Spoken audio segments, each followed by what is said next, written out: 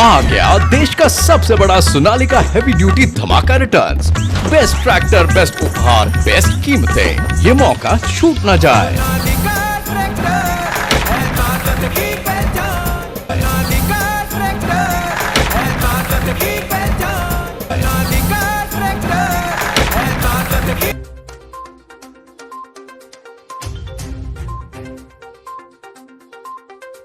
TV धारावाहिक महाभारत में श्री कृष्ण भूमिका निभाने वाले अभिनेता नितेश भारद्वाज देवउठनी एकादशी के मौके पर सागर के रहली पहुंचे। महाभारत के श्री कृष्ण सबसे पहले पंडारपुर वार्ड 11 में चल रहे महालक्ष्मी महोत्सव में शामिल हुए और मां लक्ष्मी की आरती उतारी। देवउठनी एकादशी के पावन पर्व पर प्रातःकालीन बेला में विठ्ठल भगवान का अभिषेक कर पूजा अर्चना की। पंढरीनाथ ट्रस्ट कमेटी के द्वारा नितेश भारद्वाज का सम्मान किया गया। नितेश भारद्वाज ने पत्रकारों से भी चर्चा की। आपको बता दें कि नितेश भारद्वाज फिल्म अभिनेता, निर्माता, निर्देशक होने के साथ ही भाजपा नेता भी हैं। वो 2 बार भाजपा से सांसद भी रह चुके हैं। नितेश भारद्वाज का मध्य प्रदेश से पुराना नाता है। वो राजगढ़ लोकसभा क्षेत्र से भाजपा सांसद रह चुके हैं।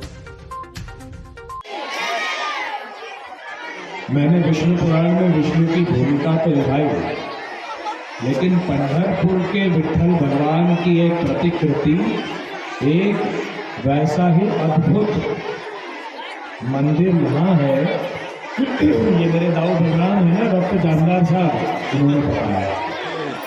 तब हमने कहा कि हम अवश्य जाना चाहते हैं वहाँ पर, वंदन करेंगे, प्रणाम करेंगे, पूजा करेंगे। मैं सबकी ओर से और आपके गोपाल जी की ओर से भी आप सबको आमंत्रित करता हूँ। कल प्रातः काल वहाँ पर पूजा करेंगे, हम आशीर्वाद पाएंगे।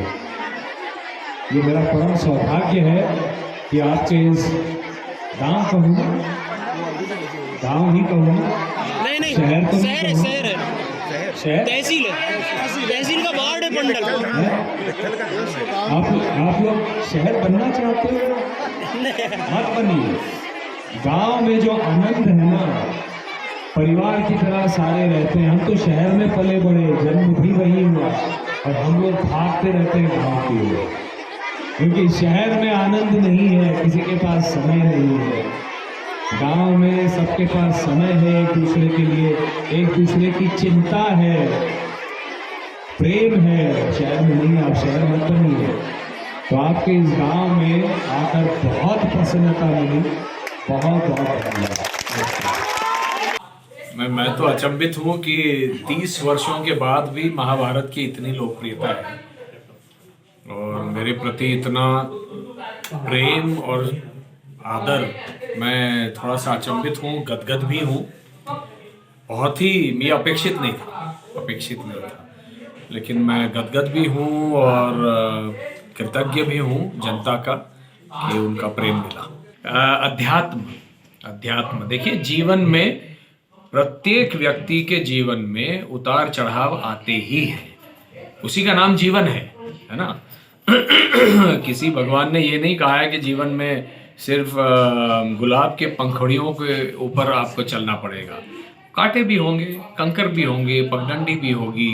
तो उस सब में यदि आपका विश्वास किसी एक ऐसी शक्ति में दृढ़ हो और अपनी स्वयं की शक्ति में, स्वयं की क्षमताओं में और अपने कर्म मार्ग पर आप दृढ़ता से चलना सीखें, तो मन के अंदर शांति आप रख पाएंगे। तो मेरा प्रयास यही है कि पगडंडियाँ भी आती हैं, लेकिन मैं अपनी मन की शांति को स्खलित नहीं होने देता, जिसके कारण मुस्कान बनी रहती है। आप यदि किसी की मूलभूत धारणा और आस्था के ऊपर प्रश्न चिन्ह लगाएंगे तो किसी को तो बोलना पड़ेगा ना। जो गैर भाजपाई पार्टियां हैं, उन्होंने हिंदू समाज, खास करके इस्लामिक पार्टियां जितनी हैं, उन्होंने जो हिंदू समाज की धारणाओं के ऊपर और आस्था के ऊपर प्रश्न चिन्ह लगाना शुरू कर दिया और अपना एजेंडा, वहां पर क्रिश्चियन समाज भी आता है कन्वर्जेंस के माध्यम से, है ना। कन्वर्जन क्या है, मुझसे अगर पूछिए कन्वर्जन क्या है, मैं आपकी आस्था को कुछ मानता ही नहीं, अनास्था मानता हूं, और मेरी जो आस्था है, मेरा जो संत है, मेरा जो भगवान है, वही एकमात्र भगवान है, ये मैं मानता हूं और आपके ऊपर उसको थोपता हूं, तो ये गलत बात है। ये कन्वर्जन का सीधा सीधा मतलब है, जिसका मैं विरोध करता हूं व्यक्तिगत रूप से। और अगर ये चलता रहेगा तो हिंदू समाज की बात कौन करेगा?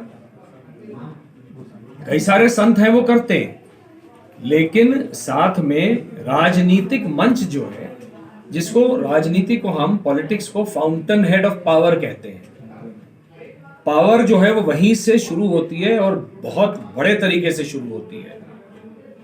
अगर इन पार्टियों ने, कांग्रेस, समाजवादी पार्टी, ये मुस्लिम लीग, इन पार्टियों ने ये गलत काम नहीं किए होते तो भाजपा उभर कर आती ही नहीं, भाजपा की आवश्यकता ही नहीं पड़ती। आज भाजपा उभर कर अगर आई है और हिंदुओं की बात करती है तो उसके कारण है ना, क्योंकि समाज की वो बात कर रही है।